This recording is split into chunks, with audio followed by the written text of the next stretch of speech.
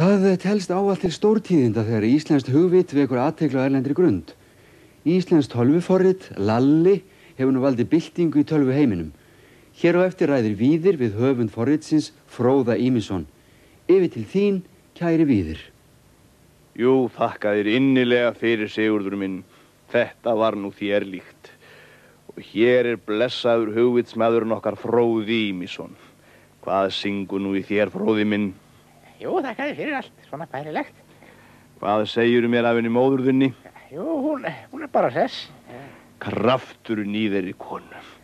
Segðu mér nú, Fróði, það rétt að þetta nýja tölvuforrit þitt hafi þegar valdið byltingu í tölvuheiminum? Já, það má kannski segja það. Ég fór nú með þetta forrit mitt utan og kynnti það fyrir forráðamönnum helstu tölvufyrirtækjanna.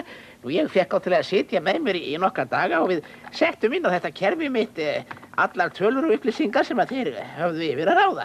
Nú, síðan þegar að allar tölvur voru komnar inn á sem sagt skjalið, þá gerðist þetta. Hvað segirðu? Bara allt svart. Já, allar upplýsingarnar glataðar, þeir eru alveg snældu vitlausir, gengu bara í skrokka á mér og brutu og allt og brömluðu þarna inni.